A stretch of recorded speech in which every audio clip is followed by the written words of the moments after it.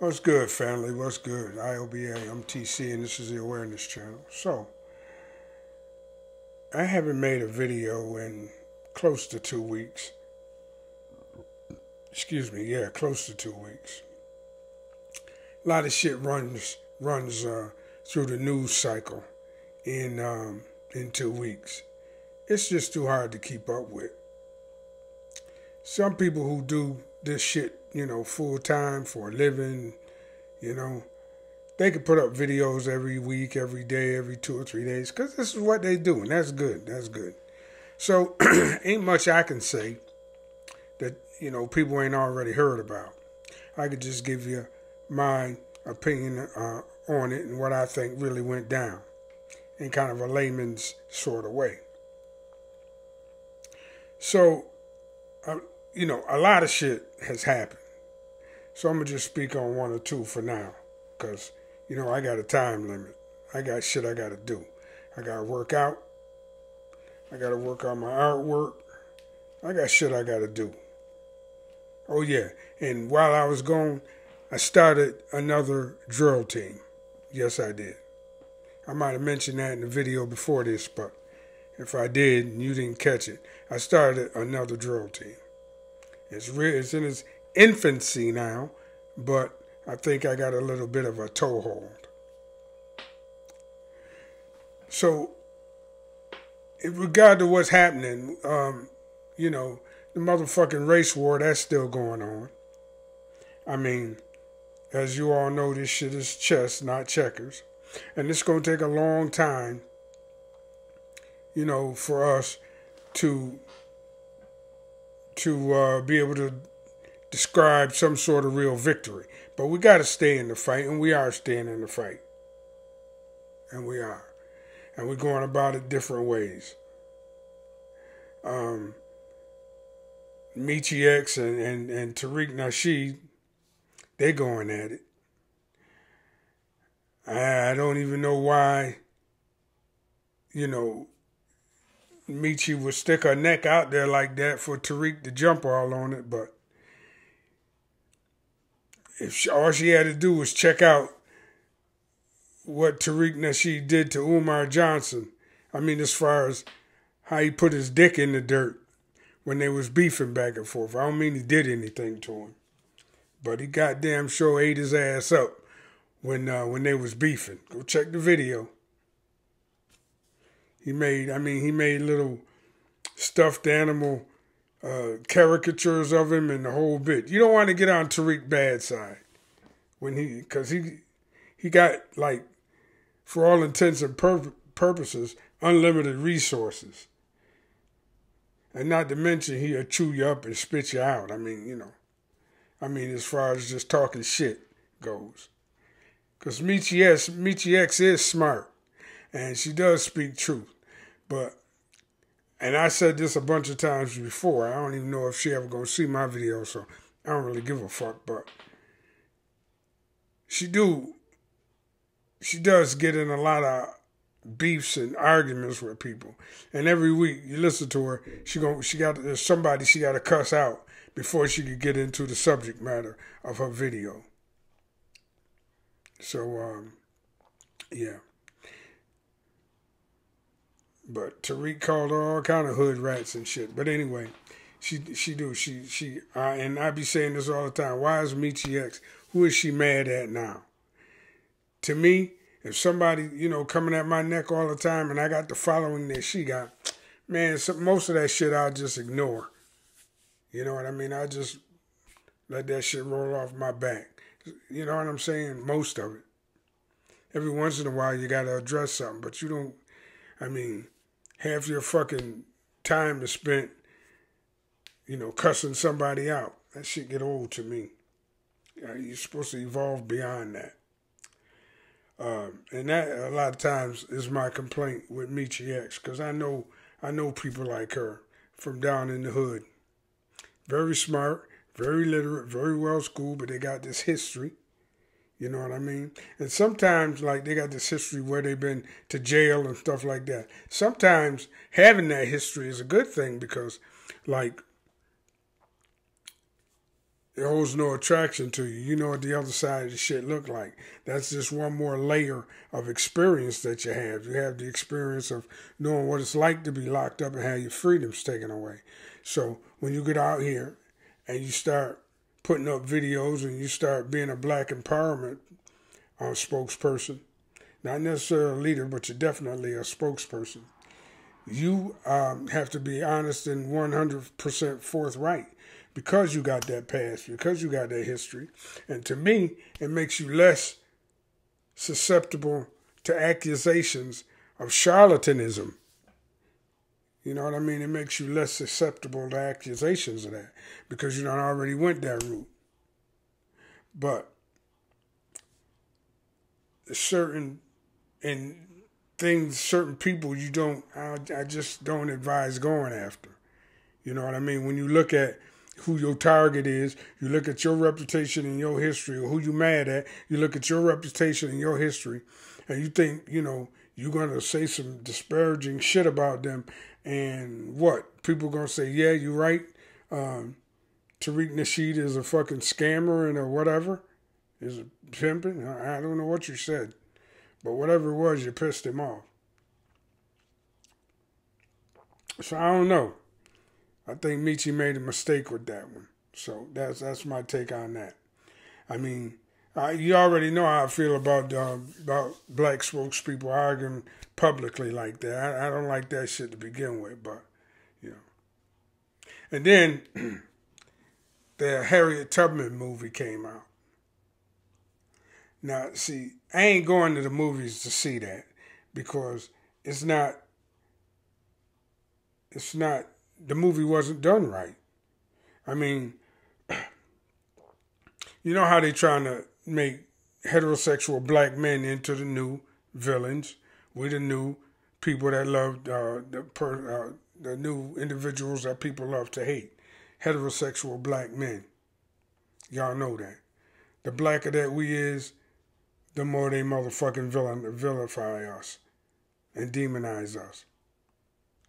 So, in the Harriet Tubman movie, the real villain, or who's the most vile individual in the movie, is this so-called black bounty hunter, who never really existed in the life of Harriet Tubman, This is just some guy that Hollywood made up, stuck in the movie, to further vilify black men, heterosexual black men. And the black woman who played the role of Harriet Tubman is a Nigerian British or a British Nigerian woman. Now, she's not even a foundational ADOS black American. She is an actress from, abroad. She should be abroad telling their stories, because I'm sure Nigerians got a lot of stories that they could tell, and she'd be better served over there telling them, and let our story be told by us.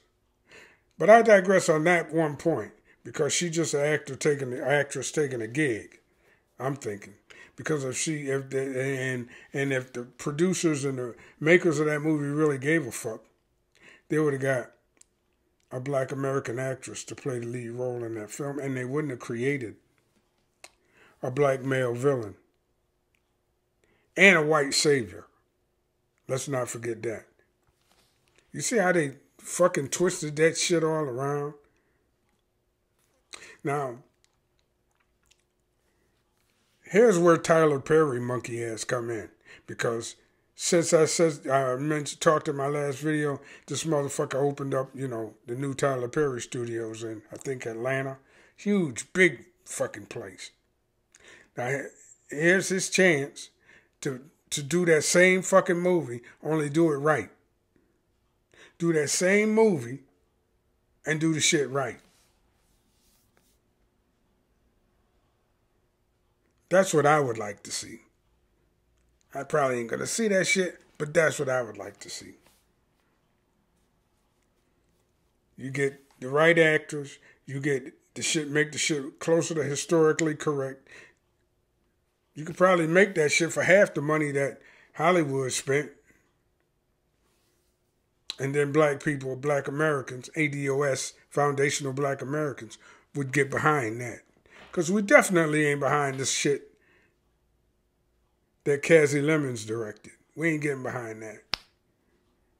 That's some bullshit. They talking about, well, our stories don't get told. Well, if we let this motherfucking shit stand, our story still hasn't been told. The Harriet Tubman story still hasn't been told. Because I did a little bit of research on Harriet Tubman. Her life was very, very interesting. Her real life. Without Hollywood having to fuck it all up with this bullshit movie.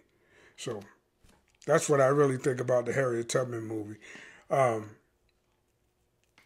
watch or listen to Tariq Nasheed and Professor Black Truth and them and their review, and Antonio Moore and them and their review on this movie, and you'll get the details of what I'm talking about. Now, the final thing I want to touch on is, there was a big political conference. I think it was political conference or convention last week. And this dude, Kyle Kalinske from Secular Talk, he was there. And he this big motherfucking supposedly leftist dude. He talk a lot of sense, but he against reparations for slavery. So, that's where me and him part company at. Anyway, Secular Talk, Kyle Kalinske, he was in that political conference. He was on the Joe Rogan podcast talking about it, I guess. No, he wasn't, because that was after the Joe Rogan podcast. The conference was. But he was on the Joe Rogan podcast.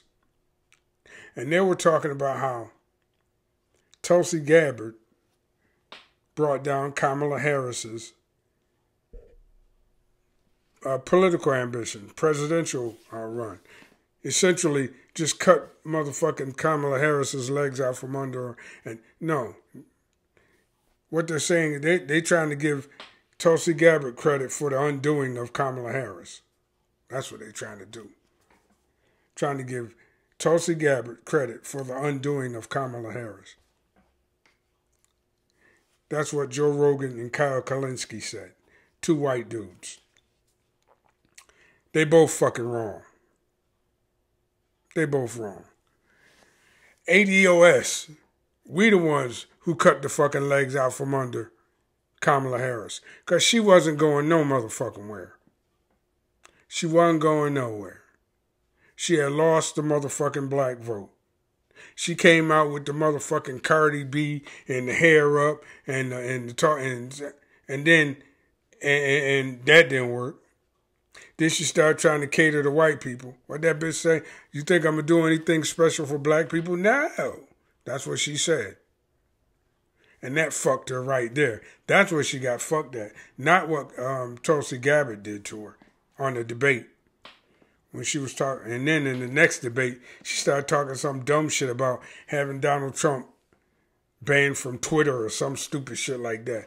But we, ADOS, sunk and destroyed the campaign of Kamala Harris, not Tulsi Gabbard. So them two motherfuckers, if you come across that video, right, when they get to that part, that's some bullshit.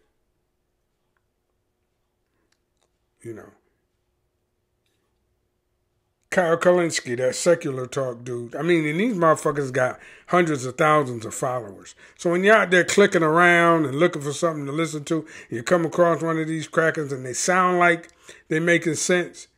If you're ADOS, if you're a foundational black American, that's where the shit stops at.